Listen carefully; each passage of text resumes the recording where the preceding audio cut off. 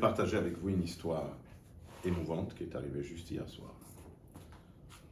Dans la salle de fête au Bet Rabbah de Kotsanuk. Il y a de temps en temps des mariages de bar mitzvah, avec Mila. En tout cas, hier soir, il y avait un mariage. J'ai rencontré des gens qui viennent de France, la famille Belaïch, qui ont marié leur fils avec une fille de Montréal. Alors voilà ce qu'il me raconte M. Belaïch, que son beau-père, M.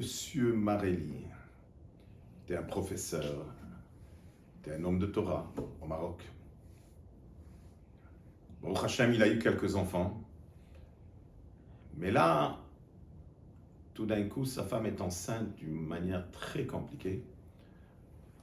Quand il va voir les médecins lui disent « C'est où le bébé ou ta femme ?» Non, halachiquement, quand le bébé n'est pas encore sorti, c'est la femme, c'est la maman qui vient avant. Il a demandé à la yeshiva, il y avait une yeshiva de Rav Altner à Tanger, il leur a demandé, ils ont dit bien sûr, selon la halacha, pikuach nefesh, il n'y a pas plus important. Et voilà, il marche dans les rues de Casablanca et il rencontre mon père, Zichrono Livracha. Et mon père lui demande, Monsieur Marelli, pourquoi vous êtes triste? Ah, Rabbi Raskin, j'ai un grand dilemme.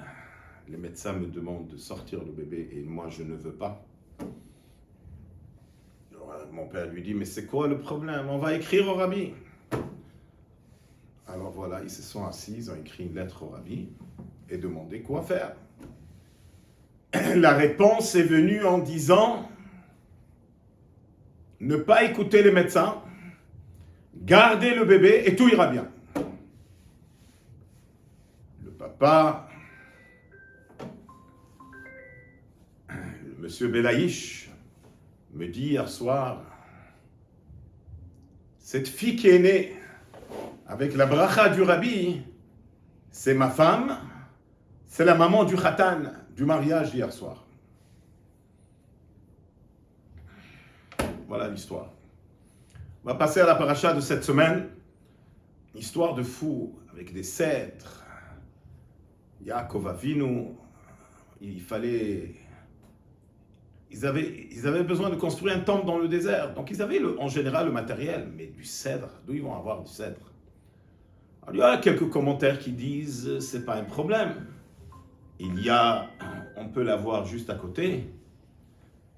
Il y avait des chariots qui passaient de l'Égypte et passaient dans le désert. Ou l'explication de Rav Even Ezra, qu'il y avait une forêt de cèdres juste à côté de Har Sinai. Mais Rashi ne dit pas ça. Rashi pose la question, mais Aïn Hayou Lahem Bamidbar, où ils ont eu dans le désert? Et il amène une explication incroyable au nom de Rabbi Tanhuma.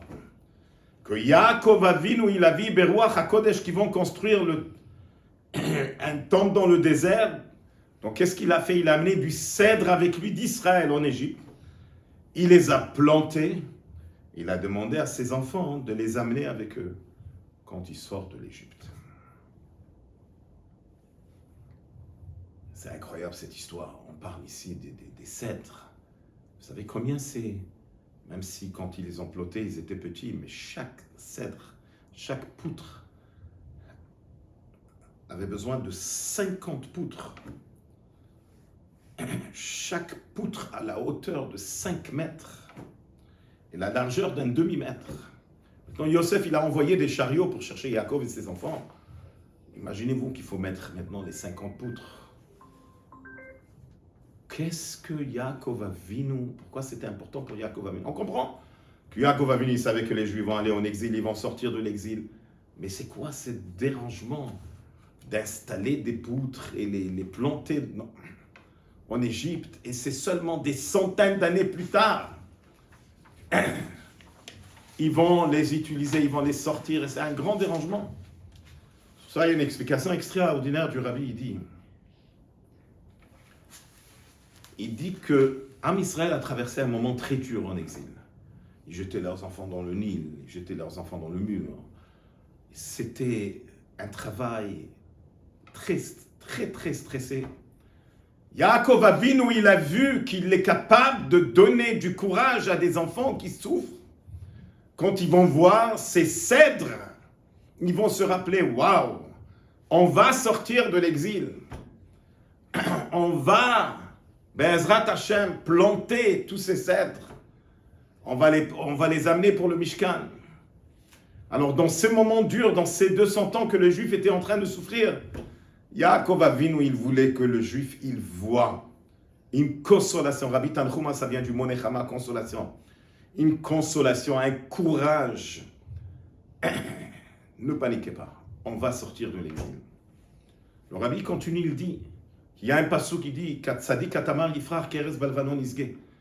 Le tzadik, il est comparé à un cèdre.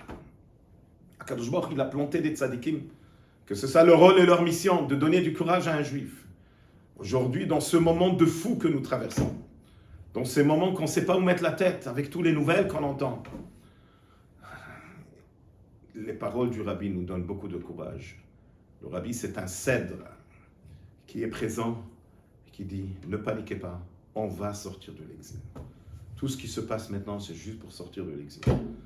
Alors on se tient fort, et Be'ezrat Hashem, des bonnes nouvelles pour Am Israël, Shabbat, Shalom et Mashiach.